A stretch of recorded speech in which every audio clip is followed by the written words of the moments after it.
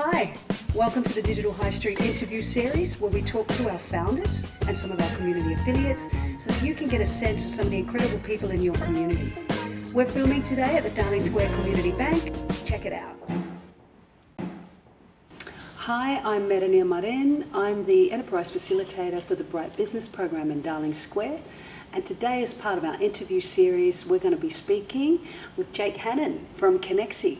Hey Jake, how are you going? Good, I'm doing good. Wow, so can you tell me a little bit about Conexie? Yeah, so Conexie essentially is a platform that's designed and optimized for large groups of people who share a common interest, but they're not all on a common platform. So with it, you could share information to people, report problems, and also not only provide feedback and information from people to people, but from devices to people as well. Wow, and what was the inspiration? The inspiration was me and my two co-founders about 3 or 4 years ago just kind of found that living in buildings and trying to accomplish different tasks, just finding someone who can answer your question or giving information to the right person was difficult because there's so many different platforms like email, WhatsApp groups, Facebook, and not everyone's on those platforms. So we set out to set up a platform that was super easy to use and essentially everyone could connect into it and share information through it. And two of my co-founders are firefighters, and just through their jobs, they've seen the downfalls of poor communication. And it could be anything from, wasting money, missing a deadline, but in some cases it could be catastrophic. So we wanted to design a platform that was easy to share information that way. So originally it started off as a sort of a communication solution for multi-tenanted buildings and spaces? Yeah, originally it started through our frustration of not being able to report problems within our building and nothing was getting fixed, and we didn't even know if we were sending that to the right person. So it started off as a reporting tool that based on what you reported, it would find out what person within the company or organization you needed to send that information to solve the problem. Wow, so tell us about the early days of starting Conexie, because I understand you've been in business now for 4 years. Mm-hmm. Yeah, the early days, we originally started out of the University of Technology Sydney's hatchery program, where it's sort of an incubator for startups, and kind of started building out the idea there.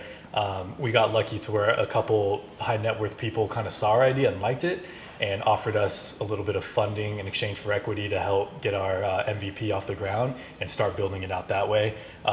We originally started building problems that we thought in our minds were good without actually going out to the people who'd be using them. So we spent a lot of time testing and building things and learning on what worked and what didn't, kind of the hard way. So in these are quite challenging times in the economy, and with the whole COVID thing, and adaptation is a huge thing for most people. I'm noticing the business that are able to adapt and modify and keep moving forward are the ones that are surviving. Yeah. You've recently adapted Conexie a little bit. Do you want to talk a little bit about that? Yeah, well, we found before COVID happened, we were kind of a tool that was a nice to have rather than something that was a must have for people. And so since we're in buildings and dealing with people, we started partnering up with solar and energy companies.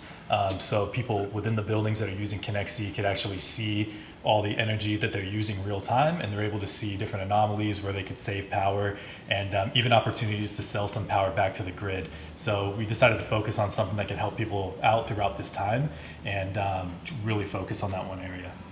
Wow, and it's paying dividends. You said you're in quite a few buildings now. Yeah, we are in about, since March, we've deployed out to about just over 100 buildings, and we're hoping to get into 300 by the end of this year, calendar year. Great. It's always good to have those targets. Yeah, absolutely. Yeah. What would you say to someone who was considering starting a business? Yeah, if you... on any level? Yeah, I would say, 100% do it.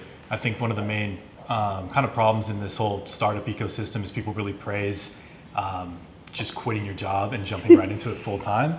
Whereas I definitely think start your idea, but keep it running alongside your regular day job or wherever that income's coming in, and keep doing that until you either don't have enough time to do both or you have enough money coming in, because when you're basing your decisions off of where your next meal's coming, sometimes you don't make a really good business decision with that money stress on the side. So yeah, the desperation impacts the decision making process. Exactly. So I think you definitely need that money coming in, and the best way to do that is, I think, through sales rather than getting investment and jumping in full time. Because that's sort of how you've you've just got the model out there. Yeah, Yeah, good exactly. Yeah, it's taken us about 3 years to finally start generating revenue and really finding what niche our product fit in. And yeah, we learned a lot of lessons. And interestingly, you found that niche through the COVID period. Exactly. Yeah. Yeah.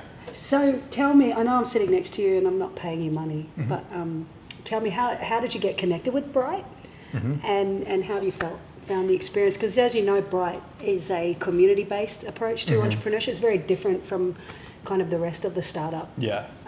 universe. So yeah, how did you get connected, and how have you found it? Yeah, we were approached during a pitching night at UTS for UTS Startups Awards, and one of the facilitators approached me after, thought we'd be a good fit for the program, so we went and spoke to them. And yeah, it's been great. I think the difference with Bright is they're not a program that wants to just come, give you money and, kind of try and take a chunk out of your company. It's more, as much as you want to work with them is what they'll want to work with you, and they'll really find areas within your business that you need help with, whether it's marketing, something from the finance side, or even getting leads to different customers that could benefit from your product. Yeah, and connecting you to the resources Exactly. in the area. Yep. Because the focus really is now to think local, act local. Because Absolutely. all the supply chains are on lockdown Yeah. currently. So we're looking at a new economy really at this stage. So if two things left. If you had the entire country's attention for 2 minutes, what would you want to say or impart in regard to your business and the industry in which you do business, or just you in general? Yeah, I guess we kind of touched on it before with our business. It was really, COVID happened and a bunch of the opportunities we had for customers kind of fell down the drain. And we really had to focus hard on finding, what industry would work for us, really trimming back on all our expenses and kind of working overtime. And I think if you could, put your head down and keep doing that through a pandemic like this, and make it through, and you really keep that momentum going, you'll end up in a much better position after this than you are during it, which I think is easier said than done, but I think that could really help out a lot. Yeah, COVID's provided a real opportunity for a reset. Yeah, definitely. And I suspect there'll be a series of resets. Yeah, it will happen for sure.